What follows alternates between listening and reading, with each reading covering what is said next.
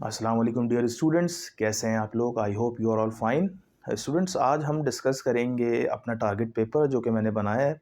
ठीक है, इसके अलावा न्यूमेरिकल हम पहले ही डिस्कस कर चुके हैं, उसका लिंक आपको डिस्क्रिप्शन में मिल जाएगा।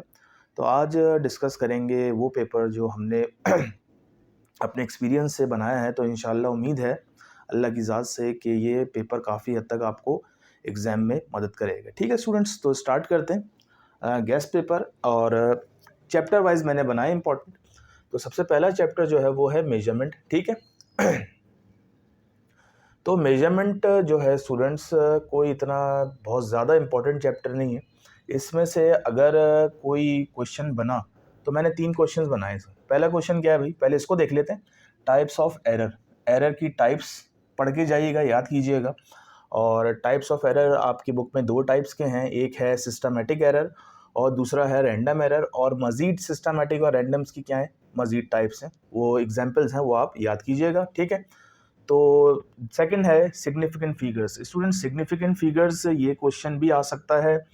क्वेश्चन दे दिया जाएगा कि इस पूरे मतलब क्वेश्चन को इतने सिग्निफिकेंट फिगर्स में आप कन्वर्ट करें मल्टीप्लाई करके। ये बहुत आसान सवाल है, पहले भी आता रहा है। तो सिग्निफिकेंट फिगर्स हो गया, टाइप्स ऑफ एरर हो गया, या फिर सिग्निफिकेंट फिगर्स के रूल्स आ जाएंगे। आपको पता है 5 से 6 रूल्स हैं सिग्निफिकेंट फिगर्स के, तो ये याद कीजिएगा आप। ठीक है स्टूडेंट्स, क्वेश्चन नंबर 3 क्या है, with the help of dimensions verify the formula और इक्वेशंस। मुख्तलिफ इक्वेशंस होती हैं, उसको लिखा होता है, डायमेंशनली प्रूफ करें। ठीक है, तो ये आप पास पेपर से देख सकते हैं। मुख्तलिफ इक्वेशंस हैं, फार्मूलाज हैं, उनको आप डायमेंशन की मदद से क्या करेंगे, प्रूफ करेंगे। तो चैप्टर 1 में से हमारा यही था। चैप्टर 2 देखते हैं, काइनेमेटिक्स। इसमें सबसे इंपॉर्टेंट सवाल जो है लॉन्ग में वो है resolution of a vector by rectangular component method. ठीक है स्टूडेंट्स, ये आपको बहुत अच्छी तरह से आपको समझ में आ गया होगा, resolution of a vector by rectangular component method. ठीक है स्टूडेंट्स। अच्छा जी, एक और मेथड भी था हेड टू टेल, लेकिन वो इंपॉर्टेंट नहीं है। दूसरा क्वेश्चन हमने क्या बनाया है यहाँ पे, derivation of equation of motion. ठीक है स्टूडेंट्स, ये वही इक्वेशंस हैं जो हम 9 में पढ़ी थी आपने, first equation of motion, second equation और थर्ड इक्वेशन। लेकिन डेराइव करना है इन तीनों इक्वेशंस को with the help of graphical method.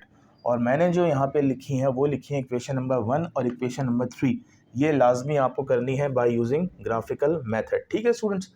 तीसरा सवाल जो है वो काइनेमेटिक्स के चैप्टर का, वो है प्रोजेक्टाइल मोशन का, इसकी डेफिनेशन और उसके केसेस जो हैं और उनके फार्मूलाज। और जो केसेस हैं जो इंपॉर्टेंट मुझे लगे हैं, वो 3 केसेस मैंने यहाँ पे मेंशन किए हैं। पहला है मैक्सिमम हाइट।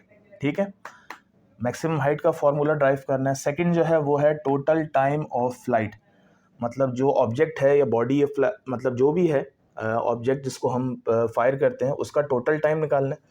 और तीसरी चीज़ है रेंज ऑफ प्रोजेक्टाइल। ठीक है स्टूडेंट्स, पूरी वो रेंज निकालनी है जिसको हम कहते हैं हॉरिजॉन्टल रेंज। ठीक है स्टूडेंट्स। अच्छा, 3 चीज़ें मैंने बताई हैं आपको, तो ये बड़े इंपॉर्टेंट क्वेश्चंस हैं स्टूडेंट्स, याद कीजिएगा। अब आ जाएं चैप्टर नंबर 3 पे, दैट इज़ डायनेमिक्स। डायनेमिक्स में सबसे पहले जो मैंने क्वेश्चन लिखा है वो लिखा है relation between angle of friction and angle of repose.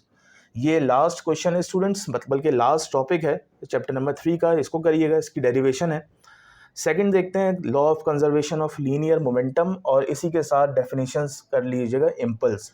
ये पूरी डेरिवेशन है m1u1 plus m2u2 is equals to m1v1 plus m2v2। ठीक है। अच्छा जी, 3 पे आ जाएं। इसमें डेफिनेशन है, डेफिनेशन भी है। देखें, डेफिनेशन ऑफ इलास्टिक और in elastic collision with derivation. Derivation मैंने आपको कराई है, अगर आप वीडियो देखें मेरी तो उसमें कोलिजन्स की डेरिवेशन है फाइनल वेलोसिटीज़ के लिए, ये आप लाजमी करिएगा। तो मैं साइड में हो जाता हूँ, आप इसका आराम से स्क्रीनशॉट ले सकते हैं। ओके स्टूडेंट्स, नेक्स्ट चैप्टर है, ये मैंने थोड़ा सा उल्टा लिख दिया, पहले 6 देख लें क्योंकि 5 तक तो हमने देख लिया। Fluid statics. तो फ्लूइड स्टैटिक्स में सबसे पहला जो लॉन्ग है वो मैंने लिखा है पास्कल्स लॉ। और पास्कल्स लॉ की जो एप्लीकेशंस हैं, हाइड्रोलिक जैक हो गई, हाइड्रोलिक ब्रेक हो गई, ये आपको पता होगा, इसमें से ये आ सकता है। ठीक है स्टूडेंट्स। अच्छा, सेकंड है आर्चिमेडेस प्रिंसिपल। आर्किमेडेस प्रिंसिपल और उसकी पूरी डेरिवेशन याद करके जाइएगा और चैनल पे देख भी लीजिएगा, इसको पूरा ड्राइव करवाया हुआ है। ठीक है, with the help of diagram. तीसरा देख लें, तीसरा हो सकता है आ जाए ये क्वेश्चन।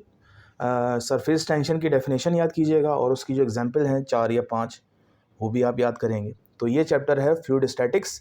फ्लूइड किसे कहते हैं, फ्लूइड आपको पता है, लिक्विड और गैसेस, वो चीज़ें जो फ्लो करें उसको फ्लूइड कहते हैं, उसके बारे में था।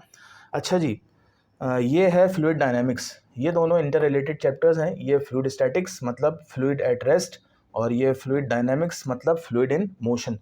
अच्छा, इसमें जो है वो सबसे इम्पॉर्टेंट जो है वो ये दो इक्वेशन है। ये क्वेश्चन नंबर 2 और question number 3, equation of continuity या फिर बर्नौलीज इक्वेशन, इन दोनों में से लाजमी आप इंशाल्लाह लिख के रख लें, आएगी ज़रूर। तो इक्वेशन ऑफ कंटिन्यूटी और बर्नौलीज को आप बाय हार्ट याद कीजिएगा। अच्छा, उसके बाद हमने लिखा है यहाँ टर्मिनल वेलोसिटी, और एक टॉपिक था terminal velocity of A spherical body, उसकी पूरी डेरिवेशन है वो याद करिएगा। और लास्ट में हमने एक शॉर्ट क्वेश्चन लिखा है स्ट्रीम लाइन और टर्बुलेंट फ्लो में डिफरेंस। कम से कम आप 4 डिफरेंस इसको याद कर लिएगा। और नेक्स्ट अब चैप्टर है chapter number 8, that is electric field. बहुत ही इंपॉर्टेंट टॉपिक है, और इसमें हमने लिखा है कूलम्स लॉ की डेरिवेशन। कूलम्स लॉ आपको पता है, 10th में पढ़ चुके हैं, F = K Q1 Q2 upon R²। उसके बाद डेफिनेशंस हैं इलेक्ट्रिक फील्ड इंटेंसिटी की। अच्छा जी, इलेक्ट्रिक ये फ्लक्स है, इलेक्ट्रिक फ्लक्स, ठीक है। पोटेंशियल डिफरेंस, इनकी डेरिवेशन है। और इसके अलावा जो अगला क्वेश्चन है, ये क्वेश्चन है बल्कि इसको हम कह देते हैं क्वेश्चन नंबर 3, ये है electric field at a point due to 2 charges. 2 charges की वजह से जो इलेक्ट्रिक फील्ड किसी भी पॉइंट पे क्रिएट होती है उसको हमें प्रूफ करना है। ठीक है स्टूडेंट्स, तो ये 3 क्वेश्चन से इस चैप्टर के डेफिनेशंस हैं, ये लॉ है और ये इलेक्ट्रिक फील्ड है ड्यू टू 2 चार्जेस। तो आप इसका स्क्रीनशॉट ले सकते हैं। ओके, चैप्टर नंबर 9 अब देखते हैं। नेक्स्ट चैप्टर जो है हमारा 8 के बाद, वो कैपेसिटर से रिलेटेड है। तो उसमें सबसे पहला क्वेश्चन जो है वो कॉम्बिनेशंस ऑफ कैपेसिटर है, जो क्लास 10th पे भी आप पढ़ चुके हैं। दोनों कॉम्बिनेशंस याद करके जाइएगा, सीरीज़ हो या पैरेलल हो, एक याद कर लें, दूसरी खुद ब खुद ही हो जाएगी। ठीक है। अच्छा जी, दूसरा है, ये चैप्टर एक्चुअली छोटा है तो इसमें मैंने 3 सवाल दिए सिर्फ। नेक्स्ट है charging and discharging of a capacitor. Charging किस तरह होती है, डिस्चार्जिंग कैसे होती है कैपेसिटर की थ्रू रेजिस्टर, ये टॉपिक इम्पॉर्टेंट है। और इसके अलावा पैरेलल प्लेट कैपेसिटर, ये उसका पूरा फॉर्मूले की डेरिवेशन है, capacitance of a parallel plate capacitor, इसको करके जाइएगा। नेक्स्ट चैप्टर है chapter number 10, DC circuits.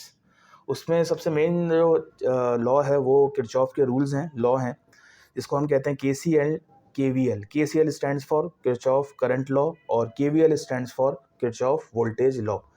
Second है व्हीटस्टोन ब्रिज। ठीक है स्टूडेंट्स, इसका पूरा डायग्राम बनाएंगे आप, सर्किट डायग्राम, और इसका फॉर्मूला ड्राइव करेंगे। और तीसरा है पावर डेसिपेशन इन रेजिस्टर।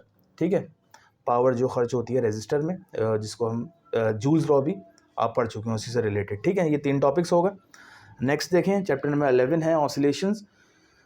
इसमें ये शॉर्ट के लिए मैंने दिया हुआ है SHM, सिंपल हार्मोनिक मोशन, और उसकी कंडीशंस, ये आप क्लास 10th में भी पढ़ चुके हैं। नेक्स्ट है motion of a projectile of a particle moving in a circular path, इसकी पूरी डेरिवेशन है। लास्ट में हम वेलोसिटी के फॉर्मूले को हम ड्राइव करते हैं, और उसमें किसकी मोशन की बात हो रही होती है, उसमें एक पार्टिकल की मोशन की बात हो रही होती है। ठीक है स्टूडेंट्स, ये भी आप देख लीजिएगा। तीसरा है inter conversion of kinetic energy and potential energy, मतलब काइनेटिक का पोटेंशियल में, पोटेंशियल का काइनेटिक में इंटर कन्वर्जन है, पूरी डेरिवेशन है, वो करके जाइएगा। नेक्स्ट है motion of spring mass system.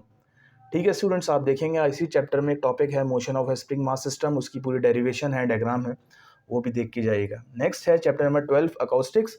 Acoustics में सबसे इंपॉर्टेंट टॉपिक है वो है लेप्लेस करेक्शन। और लेप्लेस करेक्शन जो है वो एक्चुअली न्यूटन्स के लॉ को, न्यूटन्स ने जो फॉर्मूला ड्राइव किया था स्पीड ऑफ साउंड के लिए, उसको करेक्ट किया था लेप्लेस ने।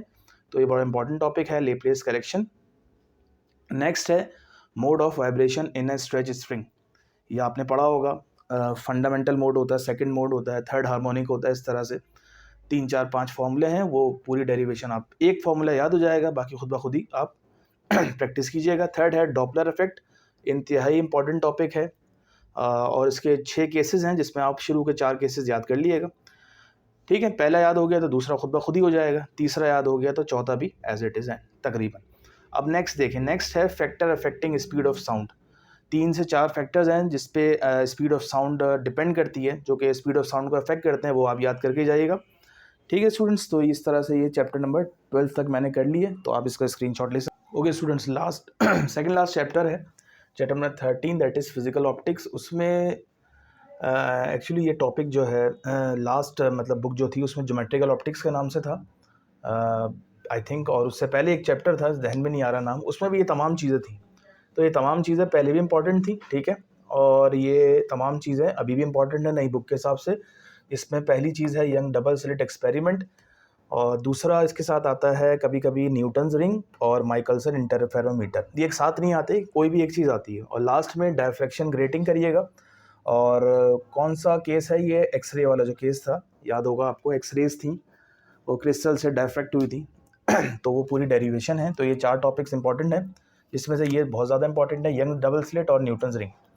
लास्ट चैप्टर जो है वो नया चैप्टर है आपकी इस बुक का, बल्कि इस बुक लास्ट बुक में भी इस तरह का कोई चैप्टर नहीं था, कम्युनिकेशन। उसमें सबसे पहले तो आप मॉड्यूलेशन करेंगे और उसकी 2 टाइप्स करेंगे, फ्रीक्वेंसी मॉड्यूलेशन और एम्पलीट्यूड मॉड्यूलेशन, पूरा आप क्वेश्चन करेंगे।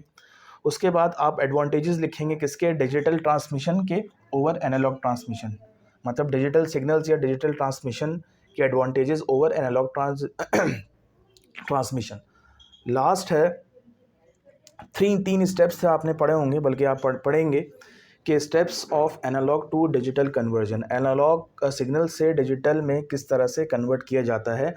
ये लॉन्ग के लिए है स्टूडेंट्स, तो कुछ स्टेप्स लिखने हैं, वो 3 स्टेप्स हैं। तो इस तरह से ये हमने अपना टारगेट पेपर कंप्लीट किया। आप इन तमाम क्वेश्चंस को बाय हार्ट याद करें, जो याद करने के वो याद करें, जो डेरिवेशंस हैं उनकी आप खूब से प्रैक्टिस करें। और बात रही न्यूमेरिकल्स की, उसकी वीडियो मैं पहले ही बना चुका हूँ, लिंक आपको डिस्क्रिप्शन में मिल जाएगा। मिलते हैं नेक्स्ट वीडियो में, टिल देन अल्लाह हाफ़िज़।